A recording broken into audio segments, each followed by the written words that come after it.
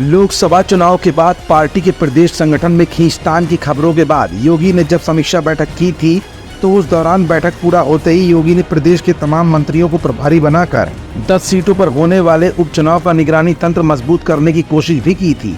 लेकिन इस बैठक में दोनों ही डिप्टी सीएम का न पहुंचना योगी को लगातार खटक रहा था। भले ही आपसी खींचतान योगी और दोनों डिप्टी सीएम की सामने आई थी, लेकिन शीर्ष नेतृत्व के बीच बचाव के बाद गाड़ी अब पटरी पर आना शुरू हो गई है। एक बार फिर योगी ने बैठक की, लेकिन इस बैठक में ऐसा क्या कुछ हुआ जिससे अपोजिशन की नींव हिलकर रह गई है। योगी ने शतरंज की बिसात पर कौन से ऐसे मोहरे आगे बढ़ा दिए हैं जो अब इंडिया गठबंधन की मुश्किलें बढ़ाएंगे। ये सब कुछ आज की इस रिपोर्ट में हम आपको दिखाएंगे भी और बताएंगे भी।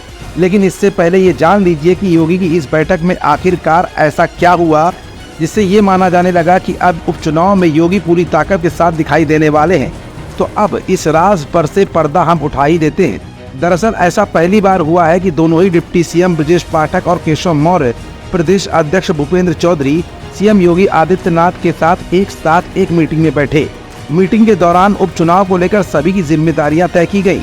योगी आदित्यनाथ ने सभी 10 सीटों पर स्थानीय मुद्दों के हिसाब से रणनीति तैयार करने का मंत्र कार्यकर्ताओं को भी दिया है। इसके साथ ही हर सीट पर अलग अलग मंत्रियों को जिम्मेदारी भी सौंपी गई है। योगी ने इस बैठक में गुरु मंत्र दिया और कहा कि उपचुनाव को लेकर हर सीट पर 3 से 4 मंत्री तैनात रहेंगे, जिनका सहयोग करने के लिए पार्टी के 2 पदाधिकारी भी मौजूद होंगे। सीएम योगी ने बैठक में सभी 10 सीटों पर जातीय समीकरण के हाल के बारे में जानकारी ली और कहा कि जिन सीटों पर जिन जातियों की बहुलता है उसी के आधार पर प्रत्याशी तय किए जाएंगे।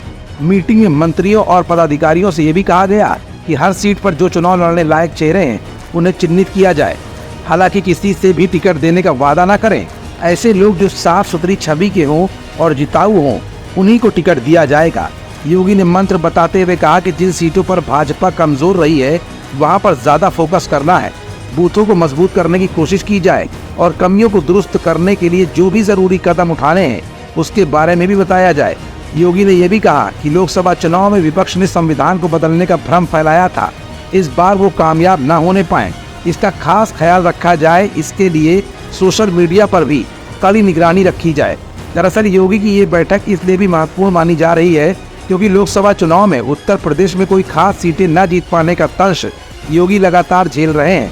ऐसे में दोनों ही डिप्टी सीएम से रार की खबरों के बीच योगी का ये फैसला इसलिए भी जरूरी था क्योंकि उपचुनाव सिर पर है और 10 सीटों पर अपने विधायकों को बैठाना योगी के लिए बहुत बड़ी चुनौती भी होगा और इस चुनौती को बगैर संगठन की ताकत के पूरा करना योगी के लिए मुश्किल ही नहीं नामुमकिन सा बनता जा रहा है।